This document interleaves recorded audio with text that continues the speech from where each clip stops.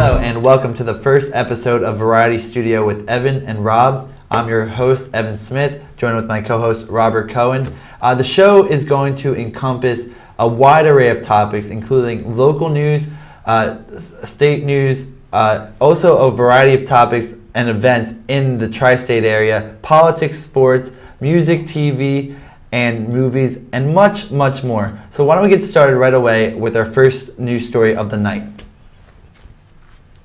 Supreme Court Justice Sonia Sotomayor will be speaking at Rutgers University this upcoming spring, the university has just announced. Sotomayor is the first Hispanic and the third female judge on the bench. She attended Princeton University for undergrad and received her law degree at Yale University. Well, those fare hikes that the New Jersey Transit Board voted on over the summer will take effect starting in October. Riders who already paid the hefty fare will now have to pay a little bit more. The Board of New Jersey Transit voted over the summer to raise fares by 9%, and commuters who take the service are not happy about the decision.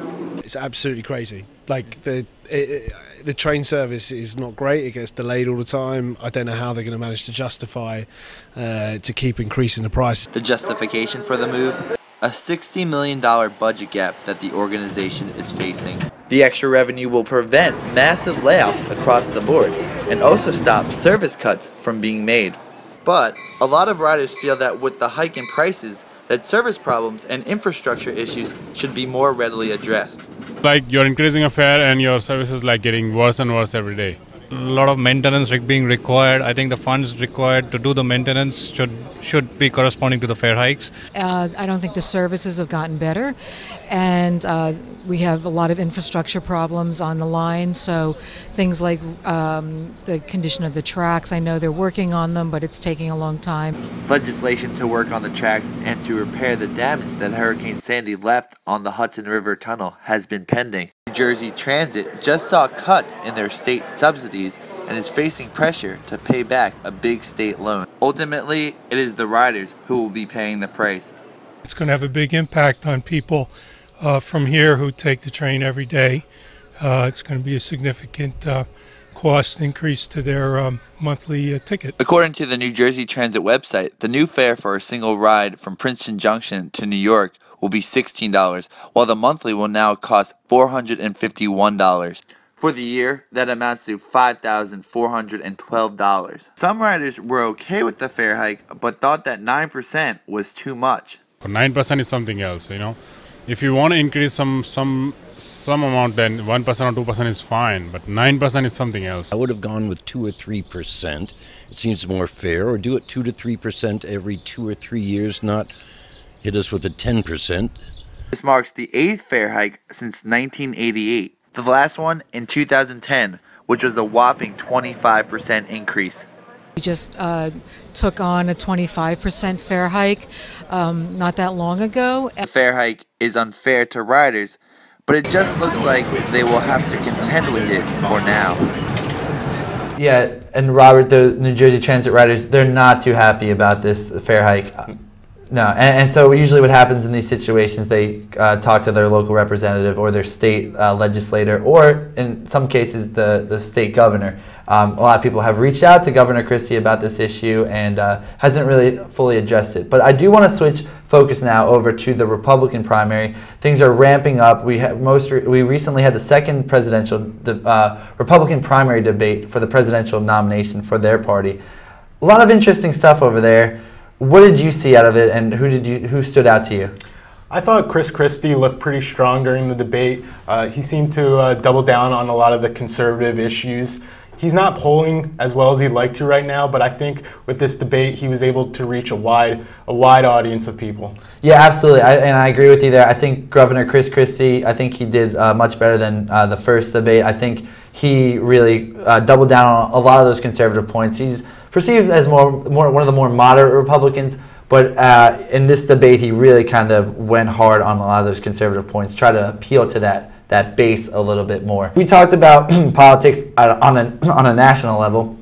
Why don't we focus in on our local area, Princeton? A lot going on here. Residents have a lot to look forward to, a lot to look into. There's a new plan. the Plainsboro Hospital will now have transportation there for local residents of the Princeton area because funding was cut for it on New Jersey Transit, and they will also be seeing some new fire trucks added in the area that were to update the previous ones that were obsolete, outdated. Yes. So we actually were able to catch up with the Mayor Liz Lempert about some of these issues. Let's hear what she. So you just came from a couple sessions with Meet the Mayor. Why is that such a great opportunity to interact with local residents? Oh, I love it. It's been a really great program because it's informal and people can stop by. They don't need to make an appointment, and it allows me to hear from residents, from a lot of residents.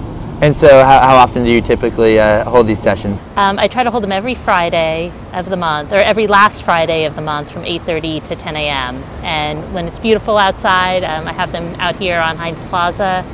During the winter months, I'm inside the library lobby. So let's get into some of the issues that you've been working on lately. So recently, New Jersey Transit bus system, they're going to be shutting down on September 1st. But for the hospital, they're not going to be stopping at the hospital anymore. But you were able to work out a way where people will be able to, from Princeton, will still be able to get transportation to the hospital. Can you talk a little bit about that? Yeah. So New Jersey Transit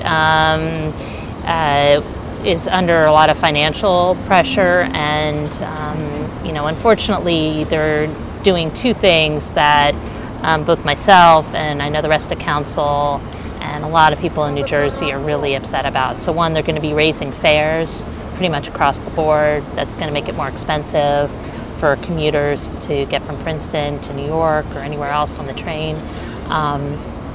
And the other problem is that we were dealing with locally is that there were several service cuts they were making, and one was to the 655 bus that goes from Princeton to Plainsboro and stops at the hospital, like you mentioned. That was on the cutting list because of low ridership, which, when you look at the numbers, is true. But the thing about that bus is it's taking people to the hospital, taking them to their doctor appointments. So we wanted to make sure for people who didn't have cars and were relying on the bus that they still had a way to get to the hospital. So we had meetings with New Jersey Transit, with Princeton University, and with the hospital to see if we could work something out. And fortunately, we were able to cobble together a new system for people who didn't have cars. So one is working with the university. They have their Tiger Transit bus service that we want to help get the word out. That's free and open to everybody and anybody to use. You don't need to be affiliated with the university in any way. They have a line already that goes to Plainsboro, and they're going to be extending it all the way to Palmer Square. So there'll be a stop at Palmer Square. You can get on there. The bus is totally free, and it'll take you and stop at the hospital. So that's one alternative. We recognize that getting to Palmer Square might be difficult for some people, especially residents used to be able to walk to the old hospital site. So we worked with the hospital, and this was part of their agreement with the state when they first were planning to move the hospital. But they're going to be setting up a free taxi service for residents who live within a half mile of the old hospital site. So when they call to make their appointment with the clinic, if they don't have transportation, they can ask for a taxi to pick them up. The town recently invested in a fire truck for $1.4 million. Why is that? Why was that an essential investment? Well, I think there's two trucks there, we had some older vehicles that were not did not meet full modern safety standards. So one of them had an open cab, for example, and the fire department came and gave a presentation to council. And one of the interesting figures from there was that compared to other communities, if you look at the number of residents we have versus the number of fire trucks we have, we're actually on the low end of that. So we want to make sure that our fire department is equipped so that they can be here to keep the town safe. Is there anything else that's going on or that you're working on that you would like to address, or anything else that is of interest? Yeah, so there's a few things going on. One is we received a big grant from the New Jersey Department of Transportation to create a bike master plan. So we have a consulting firm coming in to lead that effort, and we're very excited. So there's going to be a kickoff on September 17th. There's going to be a joint meeting of the Planning Board and Princeton Council. That's going to be a major project in the upcoming year. Having a bike-friendly community is certainly an important one of my goals, to try to figure out how to make sure that's a safe and enjoyable experience for people when they're biking around town. Would it be like a city bike type program, or is it just people with their own bikes and there's different? So it's they'll be coming in to help us with the master plan. So it'll be a plan for a bike network throughout town. Lempert has some interesting ideas planned for our local residents. Yeah, absolutely. I mean, great initiatives. I'm really looking forward to seeing that bike plan. I think it's great for the community. It's kind of maybe similar to the New York plan with the city bikes. I think that would be a great initiative, and it really gets people outdoors, exercising, and things of that nature. So speaking of which, why don't we turn over to sports? A lot going on. We're going to talk football, baseball, and boxing, but let's first address football. Football, a lot of things going on. Jets won their home opener against the Cleveland Browns. Eagles dropped their home opener on, not their home opener, but the opener on Monday Night Football to the Falcons. So that was a tough one for them. But I want to talk about the Giants, because the Giants, coming off a very heated divisional game where they fell apart in the fourth quarter, had a pretty decent lead, and they just crumbled. What did you see in that game? Yeah, the Giants were leading the whole game. In the fourth quarter, Dallas picked it up, and they ended up winning by 1. It was a real tough loss for the Giants, but I think they'll be able to bounce back in the coming weeks. They have a good passing game, a good running game, and their defense should be able to propel them into a top spot, maybe even a playoff spot. I thought overall, they played well, but they just they threw that one away at the end. All right.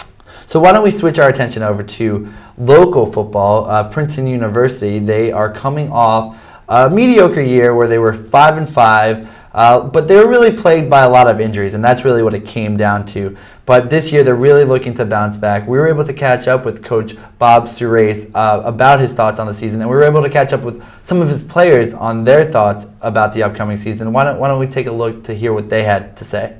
How's training camp been going so far? Great. It's we just finished our 17th practice, and the guys are working their tails off, and it's camp. You have to work hard, you grind through, and you got to get better. And we open up in about 10 days versus Lafayette, and they'll have 2 games under their belts, so we got to make the most of each one of them. What are some of the biggest strengths of this team and some of the things that need improvement still? Well, I think our work ethic, our attitude, our character, all those things have been terrific. The things that we got to improve, we're going to be behind. We're not going to have those 2 games, so we have to make the most. The 2 hours that we're out here have to be a great 2 hours, because we can't waste a day.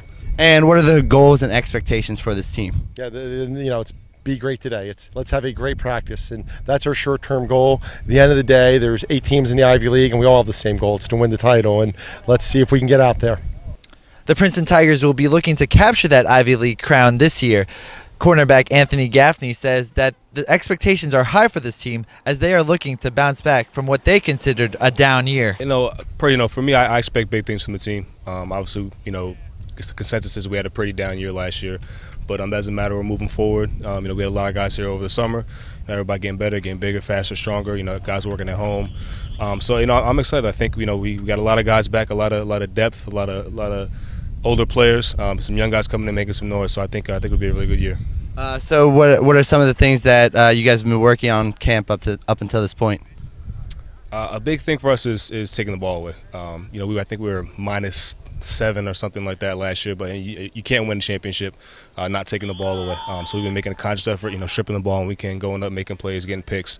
So I think that's a real big thing that we've been stressing to do this camp. Gaffney says the key to the defense this year will be limiting the big plays. We got to limit explosive plays. We can't let them get the ball down the field. Me personally, I got to do my job covering, number one receiver or whoever I'm playing the slot outside. Can't let them get the ball down the field. Pass breakups, interceptions, things like that. Helping on the run whenever I can. But just limiting explosive plays as a whole on defense. Running back DeAndre Atwater says this group of seniors wants to come out and win that Ivy League championship. I know a lot of the senior class has been looking forward to coming out here our last year. We've gotten really close over the past 4 years, so we're definitely looking forward to coming out and winning an Ivy League championship this year. Atwater says that the key to the offense is the front line opening up those running lanes. Oh, well, I know my dad always tells me that running back is nothing without the offensive line, so they play a huge part in both the success of the running backs and the offense as a whole. And they've been doing well, so we're looking forward to them doing well during the whole season as well. The end goal for this team, an Ivy League championship. My goals for myself and the team always coincide, so I'm just trying to win Ivy League championship outright and finish strong with my teammates. Yeah, I'm really looking forward to the Princeton Tigers this year. I think Coach Surace really has those guys pumped up and amped, ready to go for this season, and I think they're going to have a good year. They're going to make a run at that crown. I know Harvard is the favorite this year, but I think the Princeton Tigers will go after it. So speaking of runs and playoffs and whatnot, why don't we switch our attention over to baseball? Because baseball, the playoffs are right around the corner, and the Mets and the Yankees are both vying for playoff spots. The Mets are in great shape right now. Have a pretty good, considerable lead over the Nationals in the NL East, and the Yankees are vying for that number one wild card. I'm going to talk real quickly about the Mets and why they've been so great this year. They start off the season with an 11-game winning streak right early in the season. Mm-hmm. Later, they made the trade at the deadline. They were 3 or 4 games back of the Nationals. Made the trade for Yoenis Cespedes, and he has been nothing but stellar. .295, 17 home runs, and 42 RBIs since he has joined the team. And already they're chanting MVP. Now, likely it's going to go to Nationals star Bryce Harper. But Yoenis Cespedes has certainly made the case, has propelled that team, lifted them up from 3 games back to 7 or 8 games over the Nationals right now. So he's been tremendous, and he has really lifted everyone else around them. And everyone, there's a new hero every night. Everyone's been hitting of late, and I think their pitching is key. DeGrom, Syndergaard, Steven Matz coming back, some great pitching there, and of course we know about Matt Harvey. A little bit controversial of late with the innings limit, but I think you're going to see him in the playoffs. I think he'll probably pitch some of those middle games, probably get one to start, maybe 2 starts if they make it to the World Series, something along those lines. But I think he'll be there, he'll be ready to go, and despite what you're hearing right now. So let's shift over to the Yankees because they're having a pretty good year. They had a couple injuries, but they've picked up some young guys. Why don't you tell us about some of those guys? Coming down the home stretch here, I think the Yankees look really good. They should be able to clinch this wild card spot. They had a tough loss with Teixeira getting injured, but I think Greg Bird filled his position nicely with and Luis Cervino, 2 guys both coming up from the minors. I think they're making a tremendous impact on the Yankees, and they should have a good shot at the title this year. Yeah, I think so. They're going to have to – they're still up in the air who's going to pitch that game. Maybe it might be a guy like Severino. He's had a great year so far, and Bird has been really stepped up to the plate, literally, and he has done a great job really making contributions. Those young guys have been great so far. So speaking of the young guys and prospects and guys, a big key of baseball is pulling talent from that farm system. And so we were actually able to catch up with a few players in the Yankee farm systems for the Trenton Thunder. Tyler Wade, Jake Cave, and Jaron Long. We were able to catch up with a few of those guys, a good compilation of infielders, outfielders, and pitchers. And so we caught up with them. Let's hear what they had to say about being a professional baseball player. How would you sum up your experience as a minor league baseball player up to this point? It's been fun. It's kind of a dream come true, especially playing for the Yankees, such a class act organization, and I wouldn't have it any other way. Great. The Yankees are such a prestigious organization. What's it like playing for an organization such as the New York Yankees? It was my favorite team growing up, so like I said, it's a dream come true, and you kind of have a little sense of pride when you put the NY on your chest. And you're also a shortstop, so you got to try to fill the shoes of Jeter, maybe, or.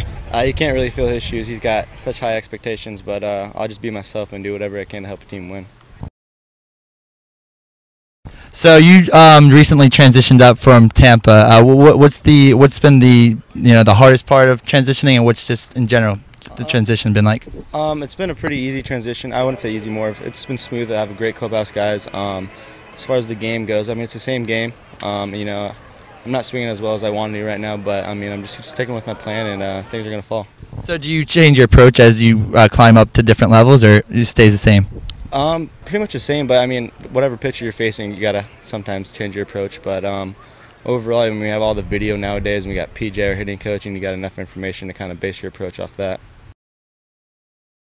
You're one of the younger guys on the team, just got caught up pretty recently. What do you take from the veterans in this clubhouse? Everything, man. I mean, they have such good experience up here. They're kind of showing me the ropes, and whatever they tell me to do and help me, I'm going to take it. All right, so how would you sum up your minor league experience up to this point? Yeah, it's been a good experience. Playing a lot of good competition, obviously, every year, and just trying to get better every year and learn more about the game every year. Yeah. What's your approach, facing some of these pitchers?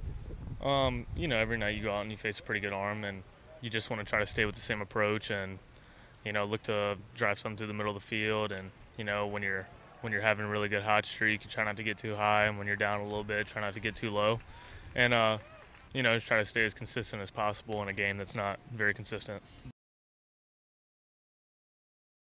And so, what was that experience like? Oh, it was awesome. I got the news. I was really excited to be around those guys, and especially with the Yankees, over in big league camp, they get a lot of guys come back to help you out that used to play for the Yankees, and then guys that are there now. It's a really cool experience. It's fun. Now, do you take anything away from guys? Were you able to interact with some of those players and take any pointers or advice away when you were up there? Yeah, nothing I can really think of in particular, but just on an everyday basis, being around Brett Gardner, kind of watching what he does in the outfield, and his approach to the game was really cool. I'm a fan of his, so seeing the way he went about his business.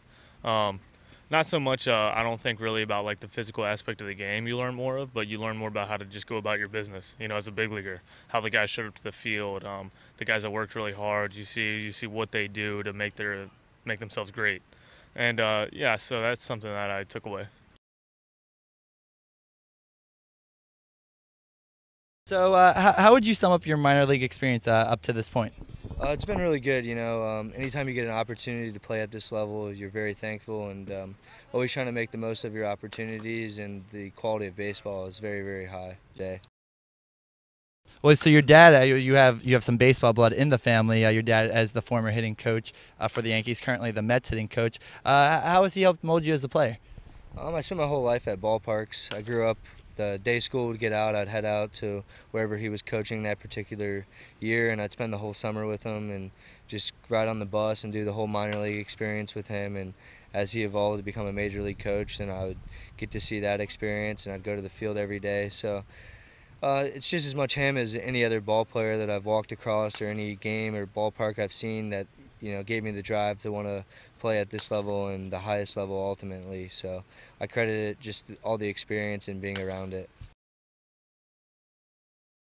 Minor leagues is primarily to develop as a player and get better as a player and a person. How do you develop? How do you get better at, let's say, spotting up a fastball or making a curveball sharper, or like an off-speed pitch sharper? How do you go about doing that?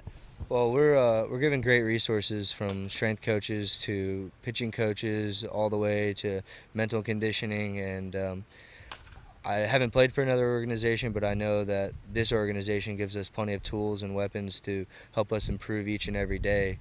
And I think the ultimate thing to get better is reps. The more you do something, in my opinion, the better that you can get at it. And the best practice is actually going out there and taking the ball and pitching and developing your craft and knowing things, getting results, so you know what you need to work on. And with the coaching staff and all the resources that we're given and the ability to play, I think that's the best way to get better. Yeah, and so those guys are great. I mean, really fun talking to those guys. Really got a lot of perspective on what it's like to be a baseball player at the professional level. And anytime you get paid to play a sport, I mean, that's gotta be a lot of fun. So great talking with those guys, and really look forward to seeing those guys play in the future. So why don't we switch our attention over to boxing? Boxing. There's a lot going on in the world of boxing right now. A lot of exciting things. Most recently, we saw Floyd Mayweather beat Andre Berto in what was to be expected. He pulled out a unanimous decision win in one of his more typical Mayweather-style fights. Kind of, did a couple pot shots, jabbed, moved a lot, moved off the ropes, and he did what he had to do to win. He ties Rocky Marciano's 49-0 record, and he says he's retiring. But he's retired before, but he maybe he'll be back. But for right now, as it stands, Mayweather is retired. So let's move on to the middleweight division, which is one of the premier divisions right now in the sport. Let's first get to Gennady Golovkin versus David Lemieux. We were able to attend that press conference. Both guys were neck and neck. They were fired up. What did you see out of those guys? These are two of the biggest hitters in the sport. Gennady Golovkin, obviously a powerhouse, undefeated, 20-plus knockouts. David Lemieux, 1 loss, 1 no decision. I think it's going to be a tremendous fight. Two of the biggest hitters in the sport going at it. I got to give Golovkin the edge. I think he's going to take the win in a later round, possibly a knockout. But it should be a very close fight, and I think it's going to give Golovkin his real first test at a strong opponent. Yeah, absolutely, and I agree with that. It's going to be his real first test. I mean, he's had some good, formidable foes before, but this is really the guy who's going to come forward. He's going to really throw haymakers, man. This guy, David Lemieux. He's a good fighter. He's lost 2 times, I believe, 1 on a split decision, 1 by Marco Antonio Rubio, a guy that Gennady Golovkin beat seemingly with ease in the early rounds. So, I mean, I think in that fight Lemieux was a little bit tired, but at the same time, I think Golovkin, I think the key is going to be who can take the other's punch. And so, in this case, I'm going to have to go and agree with you that Gennady Golovkin is going to be the man to force the action. He can cut off the ring so well, and he has power that will wear you down, and it's just accumulative, and he's just going to keep coming. He's just going to fight, and he has a tremendous chin. I think Golovkin is the guy who's going to pull out this victory, but at the same time, you can't count out David Lemieux. He has great power, and it's going to be great action on October 17th. That's going to do it for this first episode of Variety Studio with Evan and Rob. We hope you enjoyed it, and we look forward to providing content similar to this in the future.